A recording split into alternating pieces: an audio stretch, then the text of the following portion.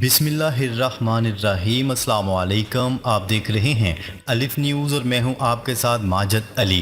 شامل کرتے ہیں پاکستان اور دنیا بھر سے online headlines. Rocket حملے میں 12 اسرائیلی ہلاک، نتنیاہو نے امریکی دورہ مختصر کر دیا۔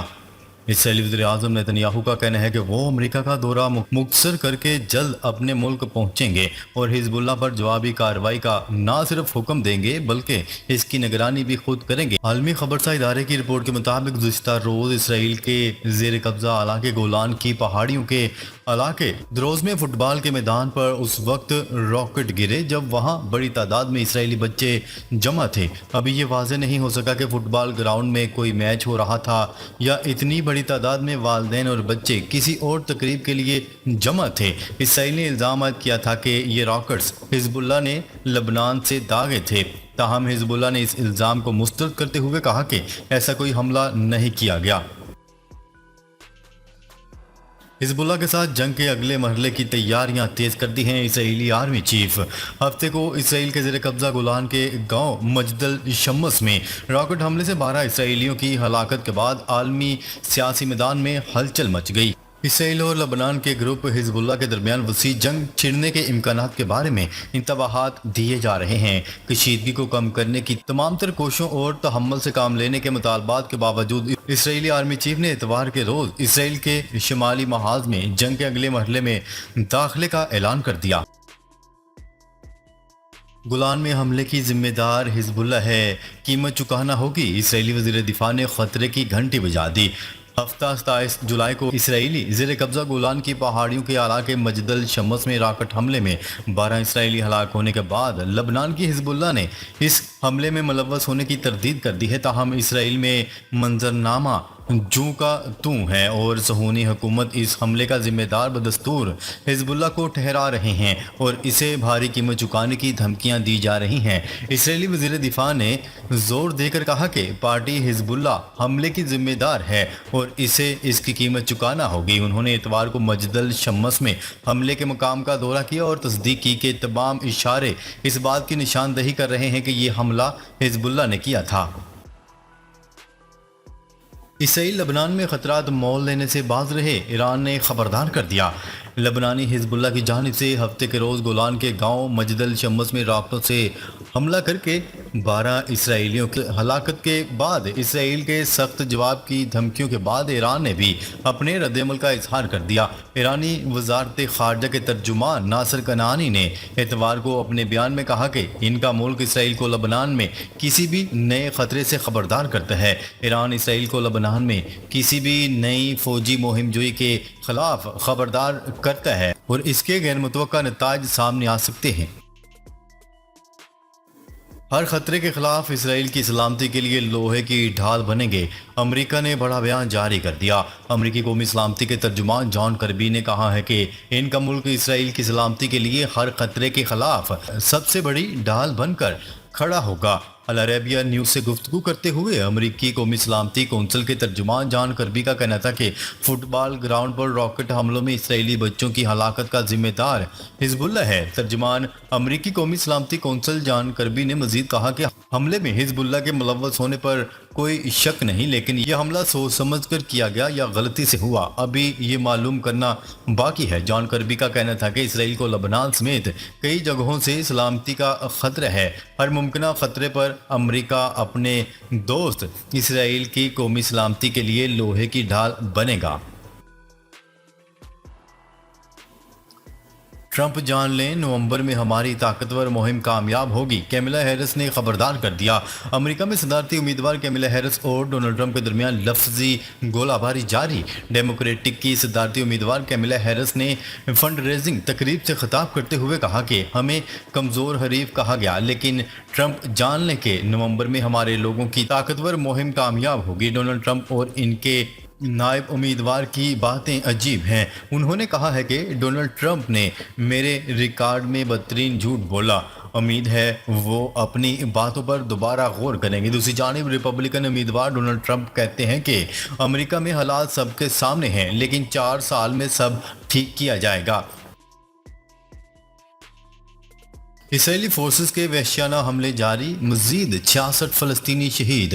اسرائیلی فورسز کے غزہ اور گردنواح میں وحشیانہ حملے جاری ہیں۔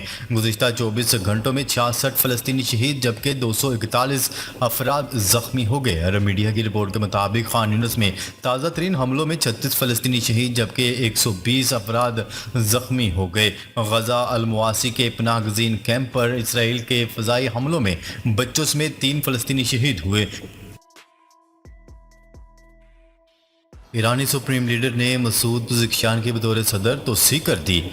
ایرانی سپریم لیڈر آیت اللہ خامنائی نے اتوار کے روز مسعود پزشکیان کی ملکی صدر کا عہدہ سنبھالنے کے لیے باضابطہ توثیق کر دی۔ اب اصلاح پسند سیاستدان اور ہارٹ سرجن پزشکیان جوہری پروگرام پر پابندیوں کی وجہ سے معاشی بحران کے شکار اس ملک کی قیادت سنبھالیں گے۔ تہران میں منعقد ایک تقریب کے دوران آیت اللہ خامنائی نے پزشکیان پر زور دیا کہ وہ پڑوسی ملکوں کے ساتھ ساتھ افریقی اور ایشیائی ممالک اور ان ریاستوں کو ترجیح دیں جنہوں نے تہران کی خارجہ تعلقات کی پالیسیوں میں ایران کی حمایت اور مدد کی ہے۔ خامنائی نے ایران پر پابندیاں عائد کرنے اور اس پر انسانی حقوق کی مبینہ خلاف ورزیوں کے الزام لگانے پر یورپی ممالک کو تنقید کا نشانہ بھی بنایا۔ گولان کی پہاڑیوں پر حملہ، حزب اللہ نے تمام ریڈ لائن پار کر لیں۔ اسرائیل مقبوضہ گولان کی پہاڑیوں پر کیے گئے ایک راکٹ حملے میں کم از کم 12 افراد ہلاک اور متعدد زخمی ہوئے۔ بتایا جا رہا ہے کہ ہلاک ہونے والوں میں بچے بھی شامل ہیں۔ اس حملے میں ہفتے کی شام گولان کی پہاڑیوں پر واقعہ علاقے مجد الشمس کے دروز نامی قصبے میں فٹ بال کے ایک میدان کو نشانہ بنایا گیا۔ اس کے بعد اسرائیلی ایئر فورس نے ہفتے اور اتوار کی درمیانی شب لبنانی عسکریت پسند تنظیم حزب اللہ کے مبینہ ٹھکانوں کے خلاف کارروائی تیز کر دی۔ اسرائیلی فوج کے مطابق جن اہداف کو نشانہ بنایا گیا ان میں ہتھیاروں کے ذخیروں کے ساتھ ساتھ جنگی ٹھکانے بھی شامل تھے۔ ایران کا افغانستان کے ساتھ بارڈر سیل کرنے کا فیصلہ۔ ایران نے دہشت گردی کے خدشات کے پیش نظر افغانستان کے ساتھ سرحد سیل کرنے کا فیصلہ کر لیا۔ تفصیلات کے مطابق 2021 میں افغانستان میں طالبان کے اقتدار سنبھالنے کے بعد سے خطے اور بالخصوص پڑوسی ممالک میں دہشت گرد کارروائیوں میں اضافہ ہو رہا ہے۔ طالبان کے زیر اثر متعدد دہشت گرد تنظیموں مثلاً ٹی ٹی پی اور اسلامی ریاست خارسان کو افغان سرزمین میں محفوظ پناہ گاہیں میسر ہیں۔ رپورٹ کے مطابق طالبان کی سرپرستی میں ان تنظیموں کی جانب سے پاکستان اور ایران میں دہشت گردی کی کارروائیوں میں خاطر خواہ اضافہ ہوا ہے۔ حال ہی میں ایران نے دہشت گردی کے واقعات کے پیش نظر افغانستان کے ساتھ سرحد سیل کرنے کا فیصلہ کر لیا۔ بنگلہ دیش میں طالب علم رہنماؤں کے خلاف کریک ڈاؤن جاری۔ بنگلہ دیش میں جاب کوٹا احتجاج کے بعد کریک ڈاؤن جاری ہے۔ 3 طالب علم رہنما ڈھاکہ ہسپتال سے گرفتار کر لیے گئے۔ میڈیا رپورٹس کے مطابق مظاہروں کے دوران جام حق افراد کی تعداد 204 ہو گئی۔ ہسپتالوں میں زیر علاج زخمیوں میں سے کئی کی حالت انتہائی تشویشناک بتائی جا رہی ہے۔ ڈھاکہ اور 3 دیگر شہروں میں جزوی کرفیو کی مدت میں کل تک توسیع کر دی گئی ہے۔ امریکی ریاست کیلیفورنیا کے جنگلات میں لگی ہوئی آگ مزید پھیل گئی۔ متاثرہ رقبہ دگنا ہو گیا اور اب اس امریکی جنگلات میں لگنے والی سب سے بڑی آگ قرار دیا جا رہا ہے۔ تفصیلات کے مطابق 24 گھنٹوں کے دوران شمالی کیلیفورنیا کی آگ نے انتہائی خطرناک شکل اختیار کر لی۔ متعدد قصبوں کے لپیٹ میں آنے کا خدشہ ہے۔ پورے علاقے میں مواشی بھی منتقل کیے جا رہے ہیں۔ ہنگری کے وزیر اعظم نے پیشگوئی کی ہے کہ مستقبل میں پاکستان عالمی طاقتوں میں شامل ہو جائے گا۔ رومانیہ میں منعقدہ ایک تقریب سے خطاب کرتے ہوئے وزیر اعظم ہنگری نے کہا کہ عالمی نظام تبدیلی کی طرف جا رہا ہے جو ایشیا سے شروع ہونے والا عمل ہے۔ انہوں نے کہا کہ مستقبل میں عالمی طاقت مغرب سے مشرق اور روس کی طرف منتقل ہو جائے گی۔ اگلی کئی دہائیوں شاید صدیوں میں ایشیا دنیا کا غالب مرکز ہوگا۔ وزیر اعظم نے کہا کہ چین، بھارت، پاکستان، انڈونیشیا دنیا کی بڑی عالمی طاقتوں میں سے ایک ہوں گے۔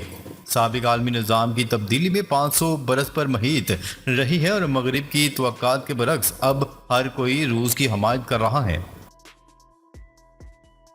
امیر جماعت اسلامی حافظ نعیم الرحمان کا کہنا ہے کہ شہباز شریف 37,000 میں ایک غریب شخص کے گھر کا بجٹ بنا کر دکھائیں۔ لوگ مہنگائی کی وجہ سے خودکشیاں کر رہے ہیں۔ جماعت اسلامی اب جان نہیں چھوڑے گی۔ راولپنڈی میں دھرنے سے خطاب کرتے ہوئے انہوں نے کہا، ہم لوگوں کو ریلیف دلوانے کے لیے آئے ہیں۔ ہمارا احتجاج آئین پاکستان کے مطابق ہے۔ حکومت نے غریبوں کا جینا دوبھر کر دیا۔ ہمارا دھرنا 25 کروڑ عوام کے لیے ہے۔ غریب آدمی بجلی کی قیمت کیسے ادا کرے گا؟ حافظ نعیم الرحمان کا مزید کہنا تھا کہ یہ جماعت اسلامی کا مسئلہ نہیں، 25 کروڑ عوام کا مسئلہ ہے۔